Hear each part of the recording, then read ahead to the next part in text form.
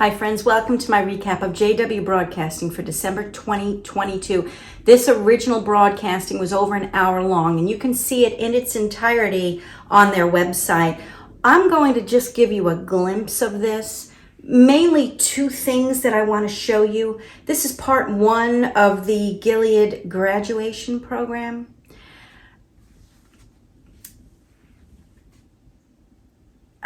I'm a bit speechless because I know somebody in this graduating class, so this is very personal to me. Jeffrey Jackson starts off with comparing them and their assignment to Christ and his assignment. I'm going to give you just a glimpse of it. So they start them off with feelings of loftiness and importance because they're just like Christ. But as the program goes along, it turns into something more militaristic.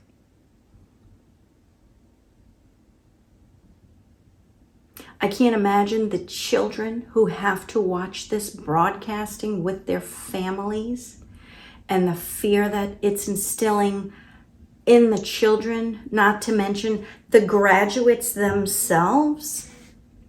Anyway, let's dive in to see what it's all about. Here's just a glimpse. When Jesus came into the world, the whole world needed to hear his message.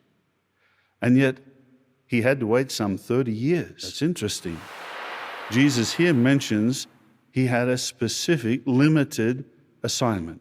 To go to the lost sheep of the house of Israel. Do you see what he just did? Christ had a limited assignment? I don't think so. His purpose was to gather the lost sheep of Israel because he was the Jewish Messiah. It was very purposeful. When Christ presented himself to the house of Israel, he was claiming the fulfillment of all of the Old Testament prophecies. This was not a limited assignment. So as Jesus sent out his apostles, he was telling them that they likewise had a limited assignment, a specific assignment. Can you see how he's trying to make a comparison to the Gilead graduates and their assignment? Jesus showed great trust in Jehovah. He knew that Jehovah would gradually expand the message. Focus, as Jesus did, on the limited assignment you have. Remember, what was the assignment that Jesus had? In verse 24, he mentioned Israel. What do you notice? You see, he wasn't in his territory. He was out among the Gentiles. Why? That's mentioned in Mark chapter 7. It tells us that Jesus wanted some time alone with his apostles, some downtime. So he took them out of that general area to this territory that was beyond what he would normally preach in, to have some quiet time together. All right, well, Mark chapter 7 does speak specifically about not listening to the doctrines and commandments of men such as this guy Jackson. But I don't see where Jesus went outside of the house of Israel because he wanted some alone time with his apostles. That's a lie. What happened? Well, the account tells us there was a Syrophoenician woman, perhaps as the study notes help us to see, from a Greek background, as far as her nationality went, but maybe she was a citizen or an inhabitant of that area, the Syrophoenician area. So this woman approached Jesus, pleading with him. Now, she didn't look like a Jewish person. In verse 22, she said, "Have mercy on me, Lord, Son of David." Now, here's a Gentile woman. Should she really know who David was? And by saying the Son of David, as the study note indicates, perhaps she was showing faith in the fact that Jesus is the Messiah. That's exactly what this case is. Jesus is the Messiah. This non-Jewish, this Gentile woman knew it. She knew he was the Son of David. She understood the Old Testament scriptures. But the religious leaders, the Jewish religious leaders, the house of Israel, rejected him. That's what this is about. And she approached Christ to do what? To free her daughter from a demon. I just thought that was interesting. What did Jesus do? Well, he tested her a little. He did emphasize the fact in a household, you first of all feed the children, the family, and then the little dogs get fed afterwards. And perhaps he was playing on words there. It's interesting, we're not sure what language Jesus was speaking to her.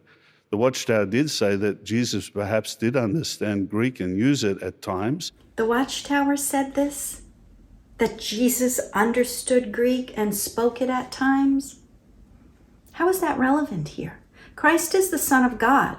He read the minds of people. He knew their thoughts. Isaiah 9 calls him the everlasting Father, the Prince of Peace. How is what language these people were speaking relevant? But Watchtower tells us that Christ understood Greek. But whatever the case, the record of this is written, the inspired record is in Greek, and it uses this term, little dogs. Was that an offensive? No. As it's mentioned, it was an affectionate term, like saying puppies or pets. So whatever the case, he must have looked very friendly, perhaps had a smile on his face because she was not deterred. Little dogs means puppies, and Jesus must have had a smile on his face. Listen, little dogs refers to the Gentiles, and the children refers to the Jews always. He was not referring to puppies. God fed the Jews with food until they could take no more, and they hanged their Messiah on a cross. Then he sent the gospel to the Gentiles who are happy to receive the leftover crumbs of the truth of the gospel. Okay? Oh, woman, great is your faith. Let it happen to you as you wish. Jesus was able to help. And he mentioned that Jesus hadn't even seen that type of faith in all of Israel. So what lesson do we learn from this? Well, Jesus focused on his assignment. He always acknowledged what was he's assigned to do. Focus on your assignment. So, all right, Kenneth Cook is up next, who talks about Ananias, who was, the Lord told him to go meet Paul, who was Saul, and Ananias hesitated because Saul was a persecutor of Christians. Notice how Kenneth Cook spins this encounter. And speaking to the Lord, Ananias added that this man, quote, has authority from the chief priest to arrest all those calling on your name. Well, talk about stating the obvious to Jesus. Well, like Ananias, as you face challenges in the future, and they will come, they come upon all of us. Have strong faith that Jehovah sees what is needed.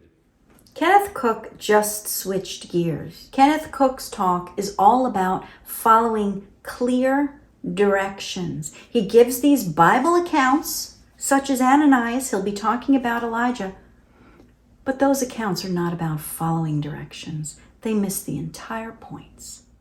Elijah was told, look, I will command a widow there to supply you with food. It appears that he gave no other details about the widow than that. So, how would Elijah find her? Evidently, he approached the very first widow he met, and she was not a wealthy widow, but a poor one. Kenneth Cook is going into weasel words like obviously and evidently. They have no meaning in this, because Scripture doesn't even discuss if it was the first widow that Elijah met. Meaningless. Faith. How so? If you watched my recap of, I believe it was Study Article 41, I went into how they often say the phrase, how so. It's very familiar, very comforting to the Jehovah's Witness. Faith. How so? Well, common sense would tell him to show his faith and start looking with the very first widow he met. His obedience, faith, and good sense were rewarded because that widow was Jehovah's choice. Surely Jehovah could use a poor widow as well. Surely Jehovah could use a poor widow as well. So promptly obey, show strong faith, and use common sense and thinking ability. All right. Well, one of the helpers is next. I can't recall his name, but check out what this guy has to say. Because Jesus drew close to Jehovah, clearly. He was taught by Jehovah. Remember Isaiah 54 regarding Jesus' pre-human existence, where he said, He awakens me morning by morning. He Did awakens he just say Isaiah 50 verse 4 is about Jesus and his pre-human existence? Let's listen to that again. Remember Isaiah 54 regarding Jesus' pre-human existence, where he said, he awakens me morning by morning. Read Isaiah chapter 50, friends. If Jesus is speaking in verse 4, as this guy claims, then why does he say he redeems and delivers? He dries up the seas in verse 2. How can he say he clothes the heavens in verse 3? Jesus is not a glorified Jehovah's Witness Gilead graduate. Jesus is not Michael the Archangel. Each one of these guys are diminishing who Christ truly is. Christ is the creator. He commands the heavens and he commands the seas. He redeems, he delivers. These guys are so slick in their deception. Do you see why their publications talk about their God as opposed to the God of the Bible? Yet Jesus wasn't instructed by Jehovah for 5 months. He was instructed for billions of years. Your success in your assignment is directly connected to the depth of your relationship with Jehovah. Your success in your assignment is directly connected to the depth of your relationship with Jehovah. As we discussed, Jesus drew close to Jehovah. He was taught by Jehovah for billions of years. And what was happening during that whole time? He was being imbued with Jehovah God's thinking.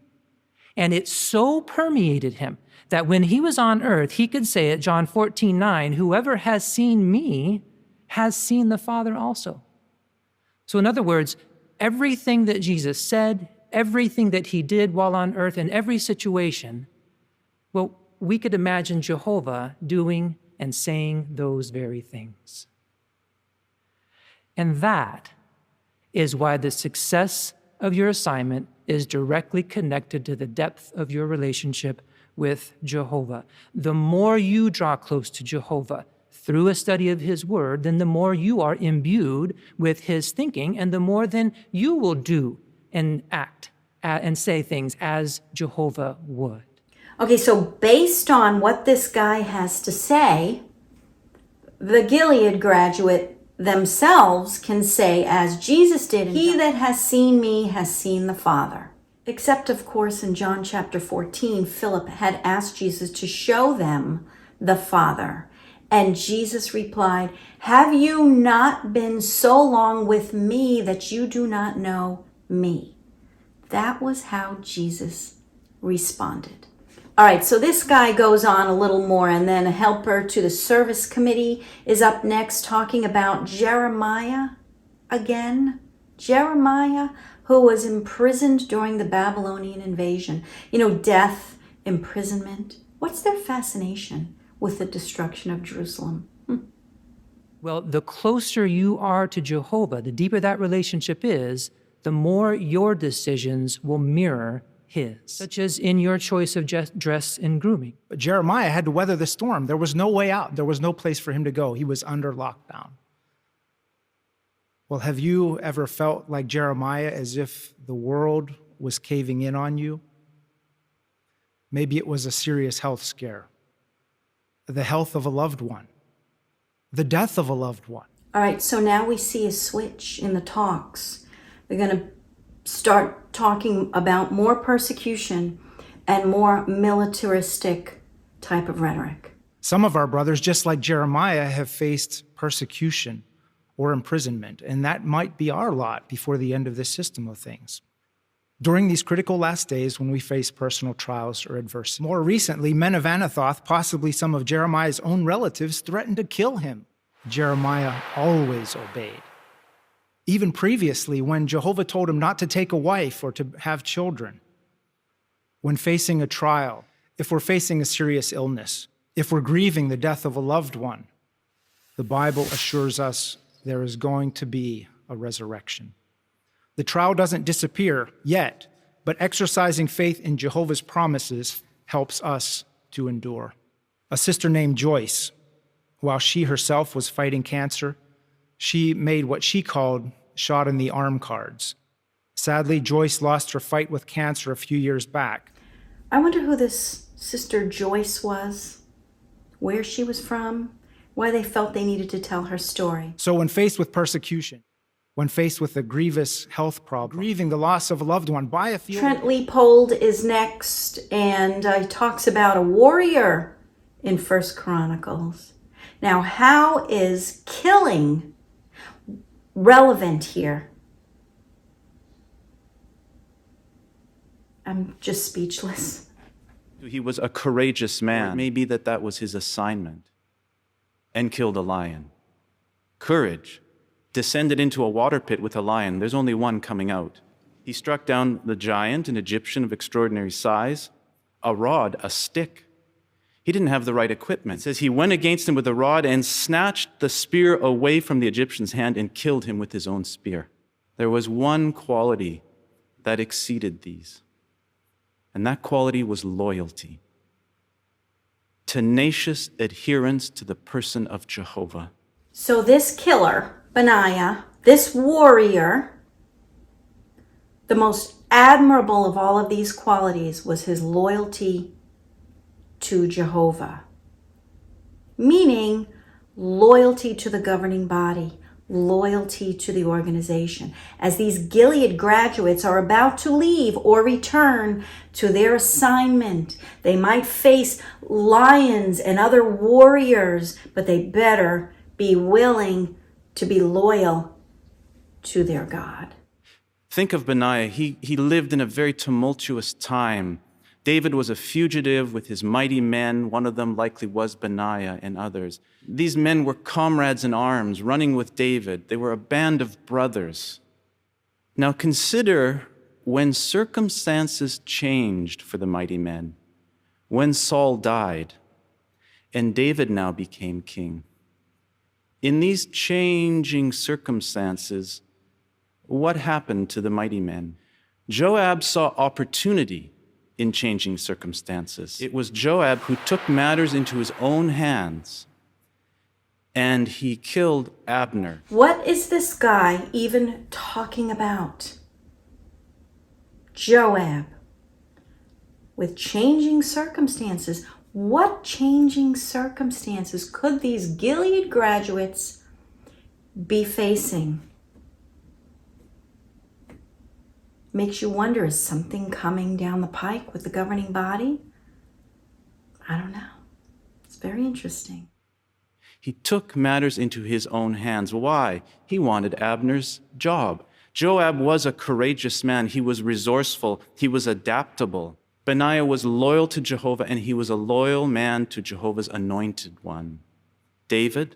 Did you notice how he just paused after he said, and he was a loyal man to Jehovah's anointed one, David? As if the validity of who David was in the eyes of the God of the Bible was in question. Everything these guys do and say is scripted. There was no call for that. It was his deep personal loyalty to Jehovah, first and foremost, that distinguished him. So like Benaiah, be willing to do the work without the rank. Loyalty is tested under adversity. So be careful in changing circumstances. All right, so this guy preps the Gilead graduates to be like loyal warrior Benaiah, the killer, okay, who was fiercely loyal to God's anointed David. Anyway, Mark Newmare is up next. He intensifies this battle, this warrior-like mentality with a talk entitled, March On with Jehovah. The young man, he received his assignment, and it was not for the faint of heart. He would endure scathing and murderous attempts on his life. Scathing and murderous attempts on his life. Who is he talking about? He's talking about Jeremiah. He would experience moments of discouragement, isolation, self-doubt. When receiving his assignment, he would need to learn how to march. Jeremiah was ready to enter the front lines of the battle. Front lines of the battle. The battle to defend pure worship against those who hate it. And like any good soldier, one of the first things you learn is how to march. And as Jeremiah entered this battle, he would need to learn how to march. Jeremiah was not entering into a battle. He did not need to learn how to march. And they would face enemies, they would face a fight, a battle. But look what Moses says. Do not be afraid or struck with terror before them, for Jehovah your God is the one marching with you. He's marching with you. He will neither desert or abandon you. So how did Jehovah march alongside this boy? In other words, when a person marches with Jehovah, you see, Jehovah marches with him. You just come and march with me. Jeremiah preached to hard-hearted people, including wicked kings, corrupt priests, apostates. He did it. Jeremiah preached to hard-hearted people such as apostates. And as he marched, he saw Jehovah march with him. Jehovah saved him when imprisoned in a dungeon. Jehovah supplied him a daily ration of food during a famine. Jehovah rescued him from a cistern. You see, this is real. This was tangible. Being thrown into a cistern is real. It's tangible for the Gilead graduates. Could you imagine? Are these people even able to sleep at night? Remember, there's children watching this. Children are listening to this. Jehovah was marching with him, and Jehovah marched with him, and then Jeremiah was ready then for the next trial. Why do we bring this up? Because your situation is very similar to Jeremiah's. The Gilead graduate's situation is very similar to Jeremiah, who was marching in battle, who was thrown into a cistern, who preached to apostates. Read the book of Jeremiah. He was the weeping prophet. He was the very humble prophet who was pleading with his people to turn back to God from the false gods that they were serving. Where does this militaristic rhetoric even come from? How so? Along with your Gilead training, you are being put on the front lines. You're going to be asked to defend pure worship, maybe like you never have before. So we want you to stay in the battle. We want you to keep marching. In your assignment, opposition turns into outright persecution. You face a political upheaval or war. What if you need to risk your lives to provide relief like our brothers in and around Ukraine are doing? Because when you march with Jehovah, now listen carefully. When you march with Jehovah, I'm discouraged, I'm tired, I'm exhausted, I'm going to stop marching. And this is a thought we want you to take to heart. Jeremiah chapter 20. How does Jehovah help him to keep marching? But Jehovah was with me like a, what, friend? Like a brother? No. Like a fearsome warrior. Numair told the graduates that he wants them to take this to heart, that their God, Jehovah, was like a fearsome warrior. So in what way did Jehovah prove to be a fearsome warrior, a mighty soldier? What is all this warrior mentality about? What is the organization planning? Shortly after arriving in her assignment, she was arrested. Our sister was held captive in a dungeon-like prison. And during that time, she was given meager rations of food and was subjected to painful, prolonged punishment by marching with Jehovah. And she never lost sight of the fact that she was part of an army of marchers. She was marching with the fearsome warrior. At times, I thought about the possibility of facing death, but the fear of death did not consume me. Yes, she thought about the possibility of facing death, but the fear of death did not consume me. The fearsome warrior Jehovah was marching with her. No prison walls, no bars can block Jehovah from marching with her. You know what? It would be really helpful if they said who this sister was. Who? Who had to endure this as a Gilead graduate? From prison. So whatever your trials, we don't know what trials you're going to face. Stay in the battle. Think about that. Jehovah will never stop marching with you. And remember, you are part of a large army. Help them. Help them. You're part of an army. She was part of an army marching with the fearsome warrior. This is dangerous rhetoric. Very dangerous. Them back up. Keep marching with Jehovah. And although you don't know what challenges lie ahead, so with your marching orders in hand, be courageous and strong, knowing that each trial you face, each trial you endure, will make you stronger for the next one. The fearsome warrior, the mighty soldier, marching by your side. Wherever the battle may take you, go as you march on with Jehovah. What a powerful encouragement, one that I'm sure you'll remember for many years to come. Thank you again, Brother Namer. That was a very encouraging and stimulating talk. Death. Oh, these guys. What did you think about this, friends? The Bible tells us that we as Christians are to edify one another, to build one another up. Do you think that these Gilead graduates who are going out on assignment were edified through these talks? It's alarming. I find it very alarming. Anyway, that's the end, friends. Thank you so much for tuning in. Leave me a comment. Let me know what you think about this. I really value your comments. Thanks for watching, friends. I hope you have a great day.